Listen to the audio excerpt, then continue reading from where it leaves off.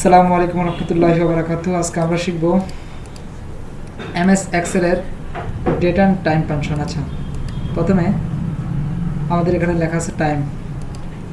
Time সমান TIME time bracket, আমি এখানে লেখা আছে আওয়ার, আমি দিব 12,25 সেকেন্ড।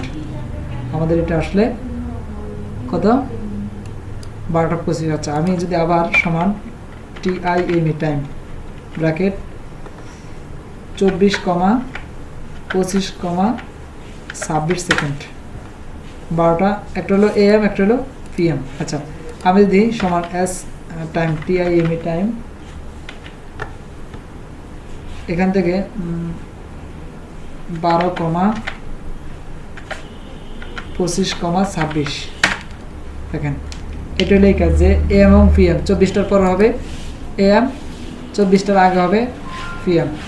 এটা ছিল আমাদের টাইম ফাংশন। আচ্ছা, তারপরে ডে কন্ট্রোল করুন মানে আজকের তারিখ সমান চাপলাম DAY ডে।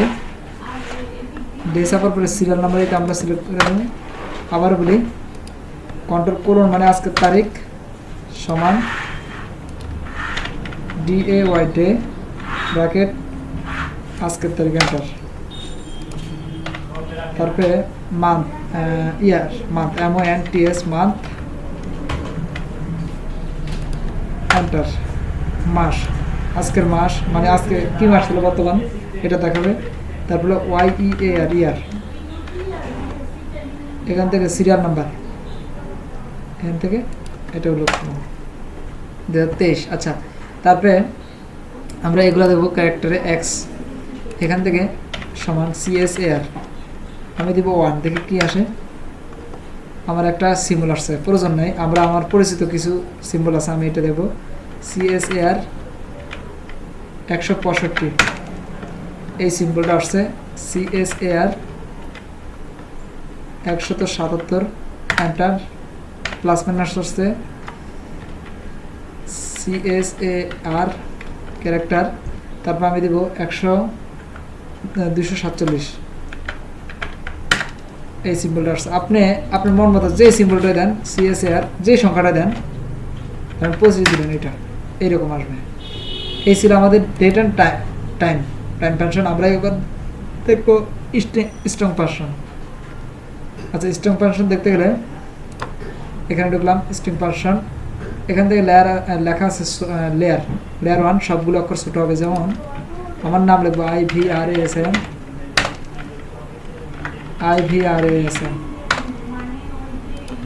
সমান LOWER লোয়ার মানে ছোট, আমি এখান থেকে এটা দিলাম, ছোট চিহ্ন আসলো। সমান UPPER আফার মানে বড়, আমি এখান থেকে এটা দিলাম, এটা আসলো।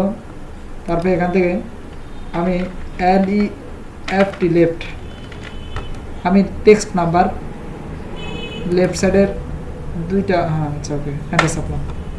আমাদের বামে আছে I প্রথম অক্ষর, তারপরে রাইট RIGST, এখান থেকে আমি এটা দিলাম এন্টার। রাইট আছে এটা, তারপরে মিড MID মিড, এইটা কমা,